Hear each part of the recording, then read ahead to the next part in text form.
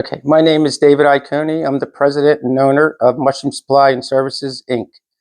And this facility is in Landenberg, Pennsylvania, which is only about 4 miles from downtown Kennett Square, which is the mushroom capital of the world. Almost a billion, about 990 million pounds to a billion pounds are grown in the USA.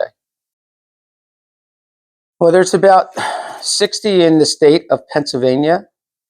There are, of course, Monterey is out on the West Coast in California. I don't know how many. I think they have 4 or 5 farms there. There's a couple other farms out there. Global Mushrooms is in upper North California. Monterey has a farm in Princeton, Illinois, Florida, Texas, and then there's J&M Farms out in Oklahoma. So pretty much that's it. You know, Pennsylvania, California, Texas, Illinois, Florida, and Oklahoma. And there's some small farms dotted here and there that are specialty farms, whatever. But those are the main states and farms that produce most of the 990 million pounds a year. Well, it started back in the days of when grain spawn was just being developed for the mushroom industry. And a lot of the Italians that came over, which was there's a big influx of immigrants, mostly coming from Italy at that time, either came through Ellis Island in New York, or they came through Canada and then down into the States.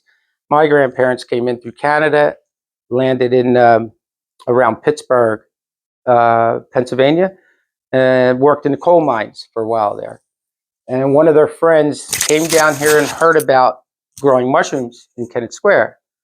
So John Swain was one of the companies that actually, I believe, worked on grain spawn, and they had a nursery, and there was a lot of space underneath the tables where the flowers were in pots growing on the tables, and underneath had nothing. So he started to grow mushrooms under there. That's kind of how it got started. And then the Italians heard about it, and they came down, and then eventually it just kind of grew and grew and grew. And so Kennett Square became, you know, one of the bigger or largest leading areas of growing mushrooms in the state and in the country. So why they call it the mushroom capital of the world is because of half of the production in the United States comes out of the state of PA, right? So 450 million, 500 million pounds. Over half of that comes just out of Kennett Square, which is just a very small square footprint.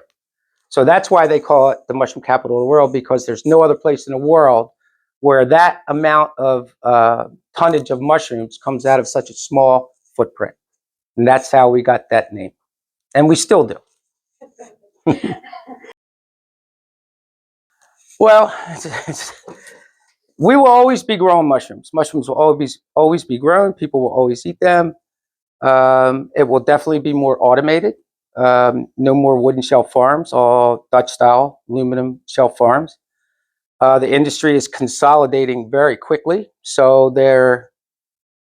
let's say there's 60 farms left in the state of PA, and take the rest of the farms around the country. So maybe you have 100 or 90, let's say. Probably in 10 years, that could be cut in half or even more, because the bigger companies are getting bigger and the smaller companies are kind of like getting pushed out. So Mushroom Supply started, 21 years ago. I've been a mushroom grower before that, never really been in sales. So it took me a while to figure out how to run this business.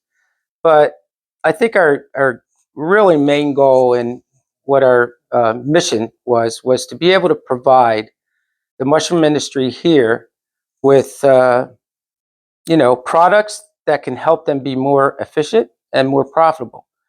And as I traveled around the world and got to know people over in Europe, I realized, over 15 years ago, that we would have to move into the future and start building farms just like they do in Europe.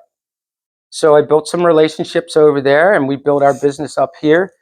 And now we can offer pretty much, we have associates with people in Europe that we can build turnkey farms.